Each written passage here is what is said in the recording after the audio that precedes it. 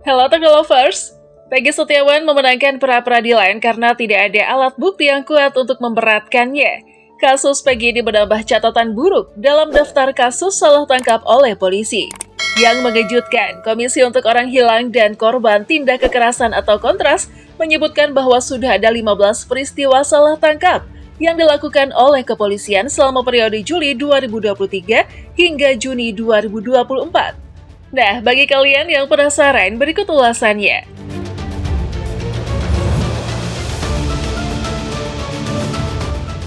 Peggy Setiawan. Mari kita fokus pada kasus Peggy Setiawan. Kronologinya, pada 21 Mei 2024, Peggy Setiawan ditangkap polisi di Bandung. Ia dituduh sebagai dalang di balik pembunuhan Vina Cirebon dan Eki yang terjadi pada tahun 2016. Sejak awal, penetapan Peggy Setiawan sebagai tersangka sudah menimbulkan kejanggalan. Kenapa? Karena sosok Egy yang diumumkan sebagai DPO dengan Peggy saat ditangkap tidak ditemukan kesamaan. Yang juga aneh, saat di konferensi pers di Polda Jabar, polisi berusaha menutup mulut Peggy saat ia meminta izin untuk bicara di depan media. Padahal Peggy hanya ingin menyatakan bahwa dirinya siap mati karena merasa tidak bersalah. Meskipun mengelak, polisi saat itu bersikeras bahwa Peggy bukan korban salah tangkap dan memastikan bahwa penetapan tersangka sudah sesuai dengan keterangan para saksi. Namun, fakta yang ada menurut kuasa hukum Vina, Hotman Paris, dari 5 terpidana yang di BAP ulang, hanya 1 orang yang mengaku bahwa Peggy terlibat. Artinya, bukti hukum belum cukup kuat untuk menersangkakan Peggy. Masalah lainnya adalah Peggy mengalami sejumlah penyiksaan. Selama ditahan di Polda Jawa Barat, Peggy mengaku sering dipukuli oleh petugas. Akhirnya pada 1 Juni, Peggy Setiawan mengajukan gugatan pra-peradilan ke Pengadilan Negeri Bandung terkait penetapan status tersangkanya. Pihak pengacara Peggy, Insang Nasruddin, menyatakan keyakinannya bahwa kliennya bukan pelaku pembunuh Vina, Cirebon, dan Eki. Setelah melalui serangkaian agenda persidangan pra-peradilan, Hakim Tunggal Eman Sulaiman akhirnya memutuskan bahwa status tersangka yang dikenakan terhadap Peggy Setiawan tidak sah. Hakim Eman Sulaiman pun menjadi sorotan, terutama terkait harta kekayaannya. Sebagai seorang hakim, berdasarkan data LHKPN tahun 2023, Eman Sulaiman hanya memiliki harta kekayaan sebesar Rp294 juta dan hanya memiliki 1 sepeda motor Matic seharga Rp6,5 juta. Jumlah ini jauh lebih sedikit dibandingkan koleganya di Pengadilan Negeri Bandung. Andrianto Lamongan. Yang juga miris terjadi di Lamongan, Jawa Timur. Korbannya adalah Andrianto, seorang warga Bojonegoro. Andrianto diamankan polisi saat mengantarkan jenazah anaknya menuju tempat persemayaman di Bojonegoro. Saat di kawasan pertigaan Babat, Lamongan, tiba-tiba rombongan pengantar jenazah dihadang mobil patroli di tengah jalan. Andrianto dituduh sebagai pelaku tabrak lari. Andrianto yang berposisi sebagai sopir saat itu dipaksa keluar mobil. Bahkan dalam penangkapan yang dilakukan di tengah jalan tersebut, polisi sempat menggedor pintu mobil hingga mengeluarkan tembakan peringatan. Andrianto juga sempat mendapatkan perlakuan kasar, ditarik dari dalam mobil hingga dipukul di bagian kepala oleh oknum polisi. Akhirnya mobil yang dipakai Andrianto bersama mobil ambulans yang membawa jenazah dibawa ke Polsek. Peristiwa itu pun akhirnya selesai hari itu juga dan Andrianto bersama pengantar jenazah dilepaskan. Karena tidak terima, Andrianto melapor ke Propam Mabes Polri untuk memperoleh keadilan. Atas kejadian itu, dalam konferensi pers, Kapolres Lamongan meminta maaf kepada keluarga Andrianto. Sementara 9 oknum polisi yang terlibat salah tangkap menjalani pemeriksaan di Propam Polda Jawa Timur. Pasutri Bogor. Pasangan suami istri penjual keripik asal Bogor, Jawa Barat juga jadi korban salah tangkap sejumlah anggota polisi di sebuah SPBU di Bogor pada Februari tahun 2024. Dari rekaman CCTV, ada 15 orang polisi yang menaiki mobil menyergap pasangan suami istri tersebut. Ia dituduh terlibat dalam sindikat perampokan.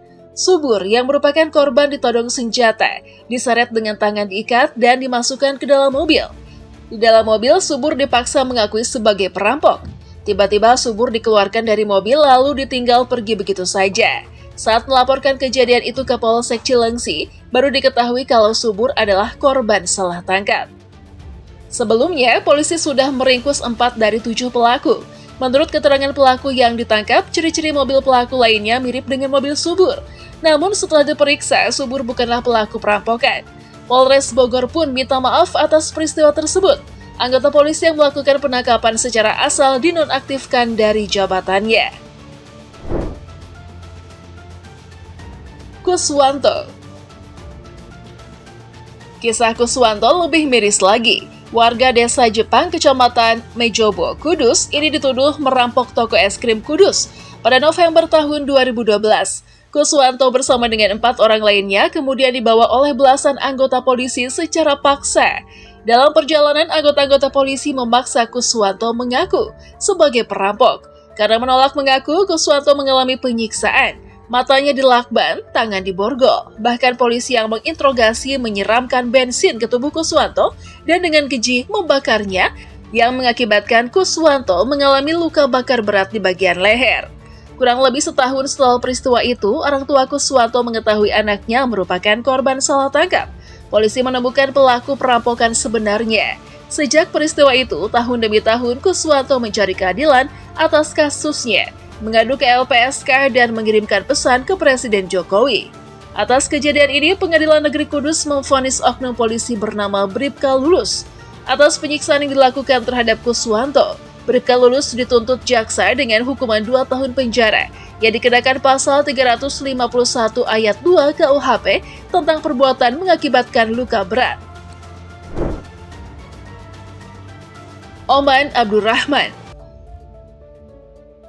Kasus Peggy Setiawan memang jadi sorotan, tapi kalau kita bicara yang lebih parah, ada banyak. Salah satunya adalah kasus salah tangkap di Banten. Dia adalah Oman Abdurrahman. Kasus ini terjadi pada Agustus tahun 2017. Oman yang sehari-harinya bekerja sebagai marbot masjid, tiba-tiba didatangi sejumlah polisi untuk menjemput Oman karena disebut terlibat perampokan sebuah rumah di Lampung Utara. Oman dipaksa mengaku, disiksa, bahkan kaki kirinya ditembak. Sampai akhirnya ia terpaksa mengaku perbuatan yang tidak dilakukannya. Dalam proses persidangan, majelis hakim menemukan fakta bahwa Oman sama sekali tidak bersalah hingga divonis bebas pada 4 Juni 2018. Perjuangan Oman tidak berhenti sampai di sini. Pada upaya kasasi di Mahkamah Agung, majelis hakim juga menguatkan putusan bebas Pengadilan Negeri Kota Bumi. Uang ganti rugi juga diwajibkan dibayar oleh kepolisian setelah pra-peradilan atas kasus itu dimenangkan oleh Oman pada 17 Juni 2019. Sayangnya, meski sudah berlalu bertahun-tahun, ganti rugi ternyata tidak kunjung dibayarkan. Polda Lampung juga baru menyatakan permintaan maaf kepada Oman pada Desember 2023. Dan baru pada Januari 2024, Oman akhirnya menerima ganti rugi sebanyak 222 juta rupiah. Bersama dengan pemberian ganti rugi, setelah sekitar 5 tahun, 8 polisi Polda Lampung yang menangkap dan memaksa Oman mengaku merampok juga baru diperiksa oleh Bidang Provos dan Pengamanan Propam Polda Lampung. Begal Bekasi. Tahun 2021 juga pernah terjadi kasus salah tangkap di Bekasi. Fikri, Rizky, Abdul Rohman, dan Randi ditangkap pada 28 Juli 2021, sekitar pukul 20. Bersama 5 saksi lain, yang jadi masalah menurut investigasi Komnas HAM, mereka tidak langsung dibawa ke kantor polisi, tapi ke gedung Telkom, yang lokasinya berseberangan dengan Polsek Tambelang. Di sini, Fikri dan kawan-kawan mengalami ancaman verbal dan sejumlah penyiksaan. Komnas HAM juga menemukan 10 bentuk penyiksaan. 8 kekerasan verbal berupa ancaman dari polisi, dan sedikitnya 6 alat yang dipakai untuk menyiksa mereka. Karena kondisi tertekan dan diancam, keempat korban terpaksa mengaku terlibat pembegalan. Ada banyak kejanggalan dalam proses penersangkaan keempatnya. Salah satunya barang bukti yang dihadirkan polisi tidak sesuai. Di BAP disebut senjata yang digunakan adalah celurit, sementara yang dihadirkan oleh polisi adalah arit. Bukti CCTV juga menunjukkan keempat terdakwa tidak berada di lokasi kejadian saat itu. Pada jam terjadinya pembegalan, keempatnya berada di tempat yang berbeda. Sayangnya, Pengadilan Negeri Cikarang memvonis bersalah keempat korban salah tangkap dengan dijatuhi masing-masing pidana penjara 9 dan 10 bulan. Upaya banding pun dilakukan. Dalam sidang banding di Pengadilan Tinggi Bandung, hakim hanya membebaskan 1 dari 4 begal salah tangkap. yakni Muhammad Fikri, sementara ketiga temannya dianggap terbukti bersalah. Nah, itulah tadi deretan kasus polisi yang salah dalam melakukan penangkapan DPO. Bagaimana menurutmu? Tulis opinimu di kolom komentar ya. Jangan lupa like dan bagikan video ini. Bye!